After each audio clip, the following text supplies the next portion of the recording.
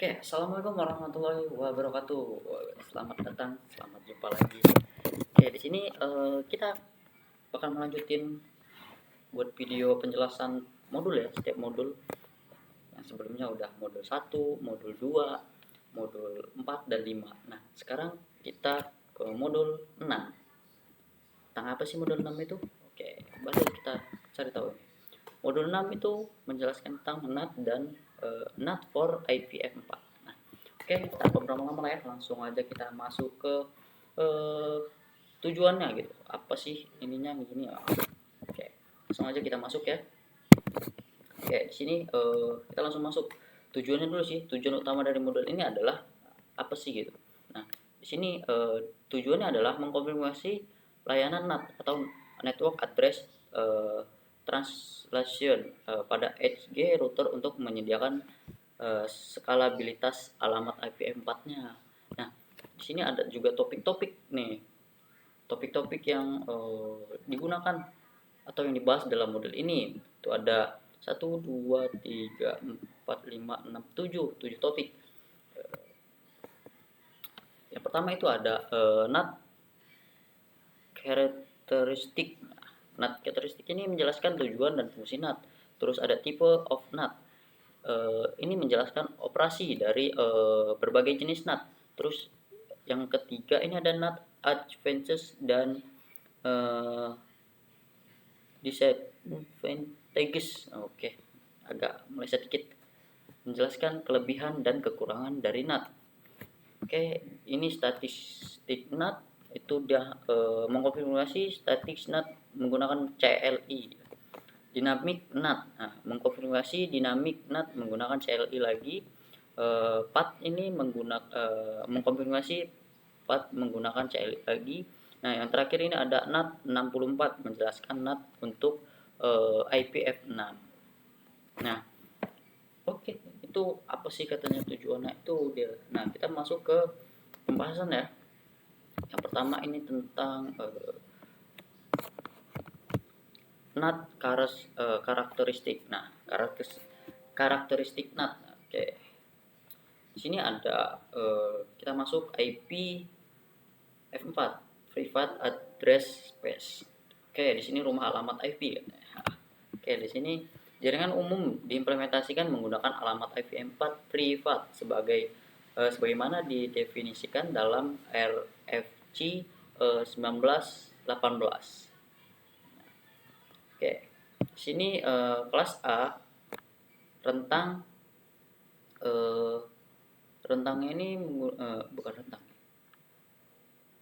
Rentang dia menggunakan 10.9. Nah, kelas B dia segini dan verifiknya juga segini ya. Dan kelas C juga gini. Nah, di sini alamat IP4-nya privat, tidak dapat dirutekan di internet dan digunakan di dalam organisasi atau situs agar perangkat dapat dikomunikasi secara lokal. Nah, yang kedua di sini ada agar perangkat dengan alamat IPv4 privat ini dapat mengakses perangkat dan sumber daya di luar jaringan lokal. Alamat privat tersebut harus terlebih dahulu terjemahkan ke dalam alamat publik. Nah, yang ketiga ini NAT menyediakan fungsi penerjemah dari alamat privat ke alamat publik. Nah, ini what is NAT? Apa sih itu NAT? Nah, di sini dia langsung ada penjelasannya. Yang pertama itu NAT. Pengguna utama NAT adalah untuk menghemat alamat IPv4 publik. Nah, NAT memungkinkan jaringan menggunakan alamat IPv4 privat secara internal dan menerjemahkannya ke alamat publik saat diperlukan. Nah, router NAT biasanya beroperasi di perbatasan jaringan. Stub network adalah jaringan yang hanya memiliki satu titik keluar ke internet. Nah, ketika perangkat di dalam jaringan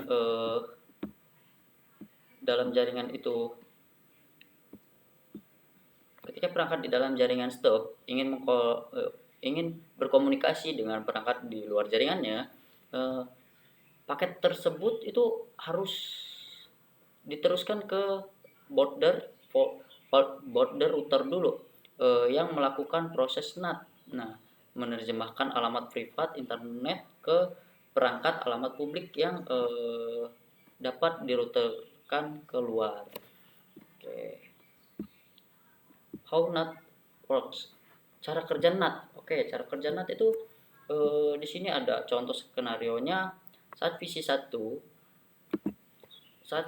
ingin berkomunikasi dengan web server eksternal, beralamat IP-nya itu 209.165.201.1. Nah, VC1 ini mengirim paket yang ditunjukkan ke web server. Nah, router 2 menerima paket dan membaca alamat IP4 sumber untuk menetapkan apakah paket tersebut perlu diterjemahkan. Nah, router 2 juga di sini menambahkan parameter dari alamat lokal ke global ke dalam tabel NAT. Router 2 juga yang mengirimkan paket dengan alamat sumber yang telah diterjemahkan menuju tujuan. Nah, web server di sini merespon dengan paket yang ditujukan ke alamat the global VC1. Jadi dia bakalan berubah IP-nya. Nah, ke router 2 lagi dia menerima paket dengan alamat tujuan. Pasti dia berubah IP-nya. Nah, di sini menerapkan tabel NAT, lalu menerjemahkan alamat insid global tersebut kembali ke alamat insid lokal. Itu sebelum meneruskan ke PC-nya, yaitu IP lokalnya ini. Nah, oke, kita next ke bawah. Nah, NAT terminologi. Oke. NAT mencakup 4 jenis alamat. Yang pertama itu insid local address. Nah, itu alamat sumber yang dilihat dari jaringan dalam. Biasanya ini berupa alamat IP4 privat. Contohnya ya 192.168.10.10. Nah, yang kedua ini ada insid global address. Nah, insid global address ini alamat sumber yang dilihat dari jaringan luar. Misal alamat publik yang mewakili perangkat internal. Contohnya itu 200.165.200.226 yang tadi di atas. Nah, yang ketiga itu OC local address. Nah, OC local address ini alamat tujuan yang dilihat dari jaringan luar. Nah, misal alamat publik perangkat tujuan, contoh 209.165.201.1. Terus yang keempat atau yang terakhir, outside global address. Nah, alamat tujuan yang dilihat dari jaringan dalam biasanya sesama dengan outside global meskipun jaringan berbeda. Tuh. Oke, next kita ke bawahnya. Oke, di sini kita masuk ke type of NAT atau jenis-jenis NAT. Oke, di sini ada static NAT. Static NAT ini menggunakan parameter 1:1 atau on to on antara alamat lokal dan global yang dikonfigurasi secara manual oleh administrator jaringan yang bersifat tetap. Oke, di sini ada belum, masih static NAT dulu. Di sini dia menggunakan untuk web server atau perangkat yang harus memilih alamat konsisten agar dapat diakses dari internet, atau untuk perangkat yang harus diakses oleh personal berwenang saat berada di luar kantor. Nah, di sini static NAT ini membutuhkan ketersediaan alamat publik sejumlah sesi penggunaan simulatan. Oke, kita next ke bawah dynamic NAT. Oke, nah dynamic NAT ini menggunakan kumpulan atau pool alamat publik yang menetapkan secara siap cepat didapat gitu. Freeze saved. Itu ini. Nah, ketika perangkat internal meminta akses, ke jaringan luar, dinamik NAT menetapkan alamat IP4 publik yang tersedia dalam pool tadi, dalam kumpulan itu. Nah, jika semua alamat dalam pool sedang digunakan, perangkat harus menunggu alamat yang tersedia sebelum dapat mengakses jaringan luar. Oke, kita masuk ke port address translation. Oke, di sini menetapkan beberapa alamat IP4 privat ke satu alamat IP4 publik atau berupa alamat menggunakan nomor port sumber. Nah, saat router NAT menerima paket dari klien, ia menggunakan nomor port sumber untuk mengidentifikasi terjemahan NAT secara unik. Nah, di sini paket paket tanpa segmen layar 4. Beberapa paket seperti pesan ICMP4 gitu, permintaan atau balasan ESO tidak memiliki port layar 4, melainkan menggunakan query ID untuk mencocokkan permintaan dan balasan. Ini kita lihat aja ininya.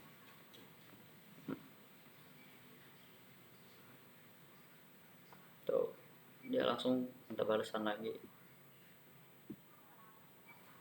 Nah, oke, kita masuk ke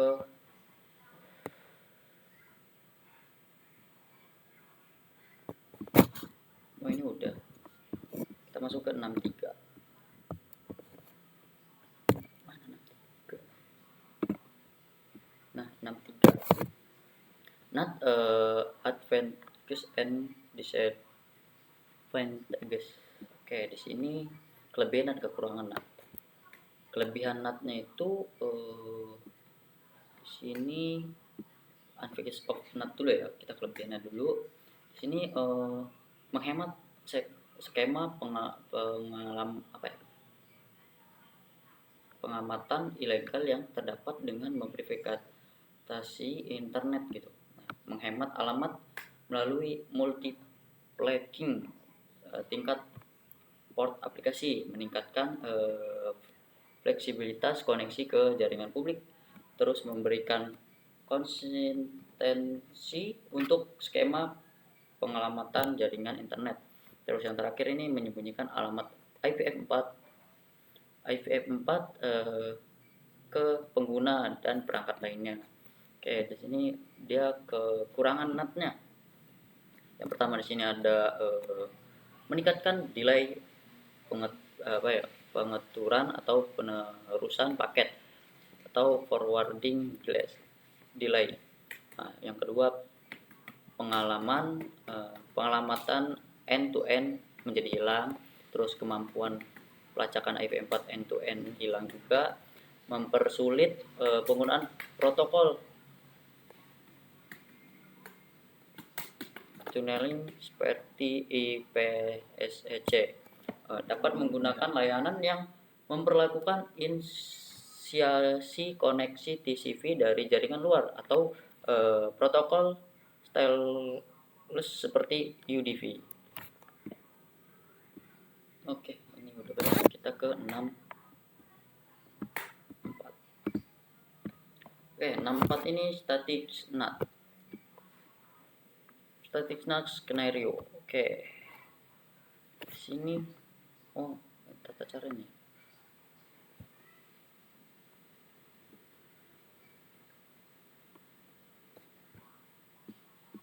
Langsung ini konfigurasi udah dijelasin sebelumnya.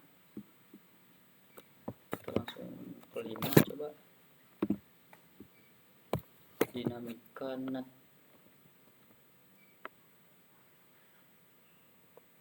Ini juga langkah konfigurasi juga udah juga PAT ke 66. Di sini konfigurasi PAT skenario, langsung konfigurasinya ini udah ada ya, tinggal kita di sini aja. Terus 67 NAT 64. Langsung ke NAT 64 ya. Oke, di sini langsung ke NAT 64. Apa sih NAT 64 itu? Nah, ini deh. Apakah ada NAT untuk IPv6 atau IPv6 dirancang? Oke, di sini kita langsung baca ya. IPv6 dirancang agar NAT untuk IPv4 atau penerjemah publik ke privat tidak diperlukan lagi. Nah, yang kedua di sini tapi gimana ya? IPv6 ini memiliki ruang alamat lokal unik sendiri yang disebut Unique Local Address atau ULA yang mirip dengan alamat privat RFC pada IPv4 tetapi memiliki tujuan yang murni untuk komunikasi lokal dalam satu situs, bukan untuk eksperimentasi ruang alamat atau keamanan. Nah, IPv6 ini menyediakan terjemahan protokol antara F4 dan F6 yang dikenal sebagai sebagai FT64 gitu. Nah, kalau NAT ini langsung dua-duanya ya. Fungsi NAT 64 menyediakan akses secara transparan antara jaringan khusus F6 dan F6 IPv6 only dan jaringan khusus IPv4 only yang digunakan sebagai mekanisme sementara untuk membantu migrasi dari IPv4 ke IPv6 gitu. Oke, video penjelasan modul 6 beres, mungkin sampai sini aja, kurang lebihnya saya mohon maaf. Saya akhiri. Wassalamualaikum warahmatullahi